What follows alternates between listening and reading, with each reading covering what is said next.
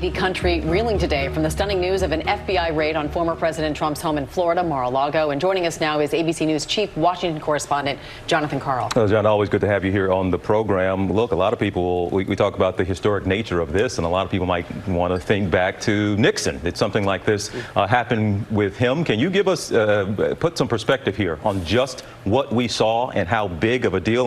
Look, my producer said you actually used the word, this is insane. TJ, look, we've never seen anything like this. You know, with Nixon, you actually never got to the point of a full-scale criminal investigation because President Gerald Ford issued a blanket pardon, ending whatever investigations there may have been even before they really got started. So you never had it with Richard Nixon. With Bill Clinton, you obviously had the investigation into former First Lady, Secretary of State Hillary Clinton's emails, but that never got to the level, rose to the level of any kind of a raid on their home. So no, this is entirely uncharted territory. And Jonathan, we've heard from former President Trump saying that this raid was, quote unquote, politically motivated, but it should be pointed out that he handpicked the director of the FBI. A judge signed the warrant. How are Republicans reacting to this?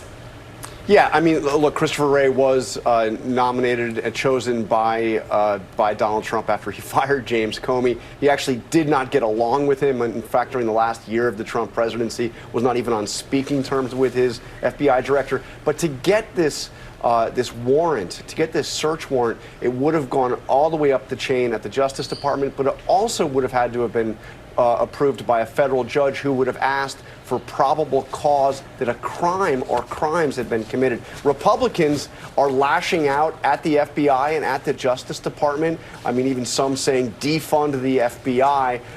But the most interesting to me was Kevin McCarthy, who is essentially issuing a threat at Merrick Garland. Take a look at this statement.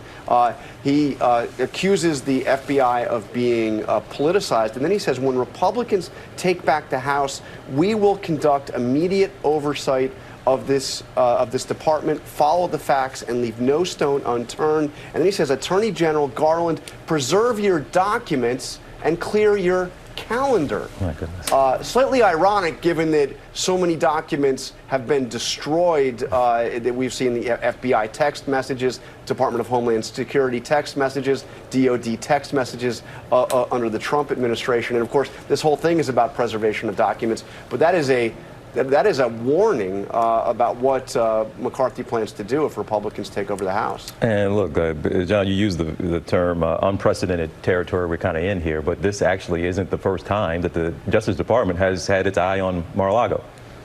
Yeah, this is interesting. We have learned that federal agents, federal law enforcement agents, visited MarALago this spring related to this very investigation.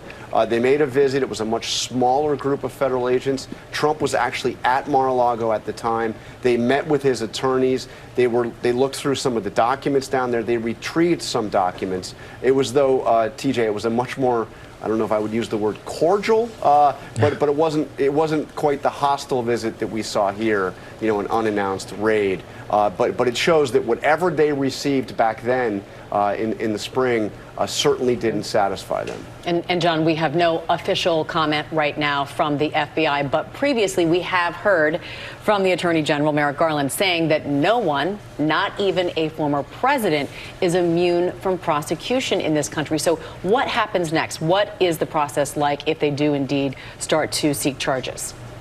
It's interesting, when he was asked that question, and he was asked very directly, including a former president, he said, let me repeat, no one is above the law. The question was actually asked in relation to the various January 6th investigations. There's no indication that this has anything to do with that. This appears to be focused on the issue of documents and classified documents. As for what's next, the Justice Department, the FBI, completely tight-lipped about this. I think there will be, Amy, some pressure to come out and say something publicly, given how explosive this is politically, but there really is no indication where they are going next on this. Well, John, you happen to get unprecedented, explosive, cordial, historic. All these things. You got all. I mean, we're trying to help you out, man. It's GMA3. So while we love you, my man, it's always good to have you again. These are some wacky times right now, They really but much are. more to come, and we'll certainly be talking to you down the road. Always good to have you here, my man. Great to be here. Thank you.